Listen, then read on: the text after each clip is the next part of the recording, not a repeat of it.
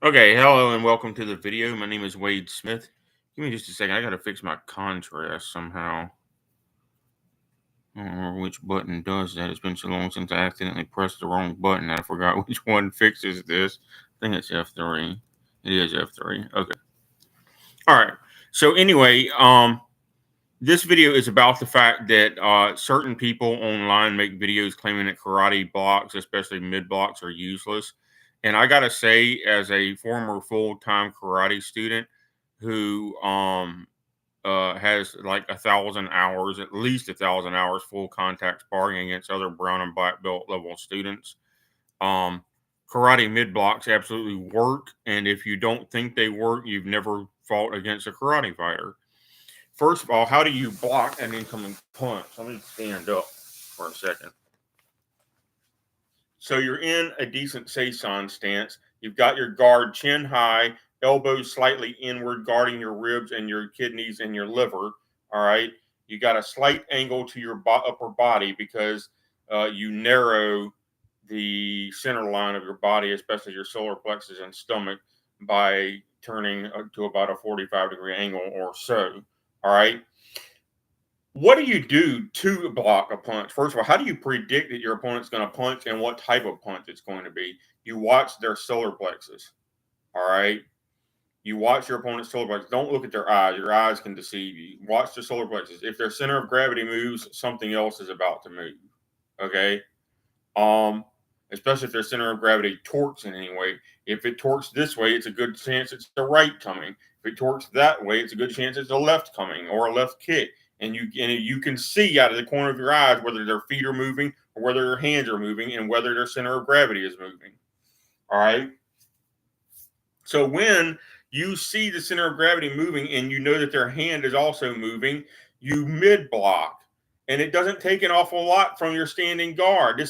We don't fight down here, even though we do our basics from down here. Why do we do that anyway? Because in street self defense situations, a lot of times you're caught off guard and your hands were down by your side.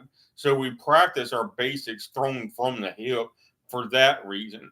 But if you're already in the fight, and you know you're in a fight, your standing guard is up, right? All right. So uh you see the other person's body torque, meaning that there's a punch coming, all right? So what do? You mid block. It's not that hard to go from standing guard to mid block. Wow. And I'm over exaggerating the mid block. All right. But the other thing is if it's a jab, you're probably not going to catch a jab out of the air no matter how good your reflexes are.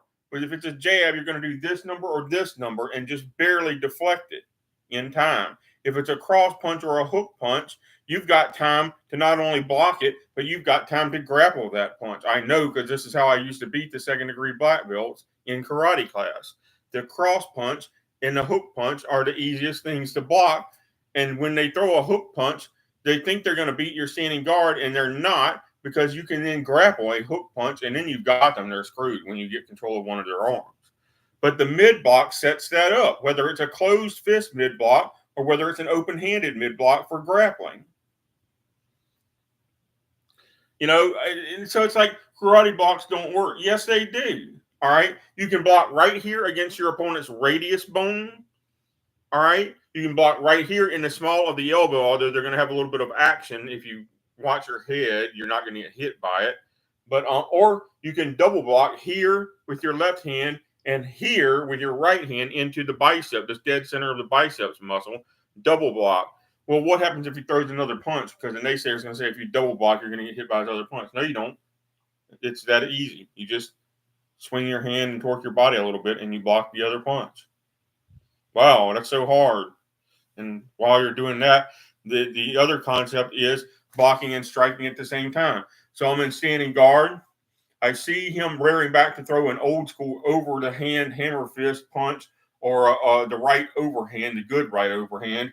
I can double chop block, bow, bow. All right. You can hit the person as you block instead of a double chop block. You can block with one hand and palm heel with the other hand. If he throws a punch, you're already right there, and you can palm heel him again with the other hand. See, I like fighting on the inside, especially against taller fighters. Against shorter fighters, I abuse my height, But when I fight against taller fighters, I get to the inside, especially if they're way taller than me.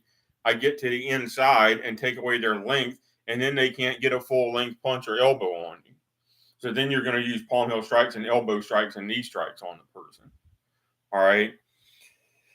So you kind of turn the rules against the person. But the mid block works, and anybody who says it doesn't work just hasn't done it right, because you're not predicting the punch coming correctly. If you watch the solar plexus, you can see them torque their body, and then you know that a punch is coming that side.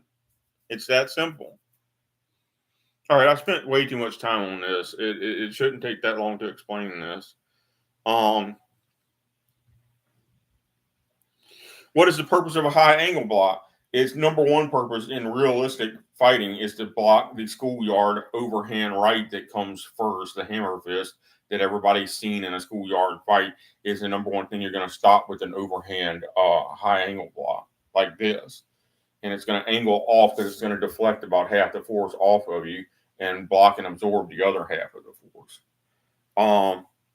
And if you're good enough at it, you can get a little better than that. But be that as it may, well, aren't you going to miss time to block once in a while and get hit? Well, it's better to try to block than doing this number with your hands on your head, like I see them doing in bare knuckle fighting, which does not block any of the force, and all of the force transfers into your brain when you get hit like this. When your hands are like this, first of all, you're losing part of your peripheral vision. Secondly, when your hand or your arm gets hit, all of the force is going to go into your head anyway. All right. So this Systema style blocking that I see these people doing in bare knuckle boxing does not work. They're going to get a concussion even if they never get hit directly in the face. So the idea of a mid block is I'm blocking the force out here away from my head and not getting hit in the head. That's why we never had anybody get a concussion when we fought full contact, because you can block a punch. There's actually such a thing as defender's advantage in martial arts. You can block a punch and not get hit by it. And if you can't, you must have shitty reflexes, because I've been doing it ever since I was 12 years old. So don't tell me it can't be done.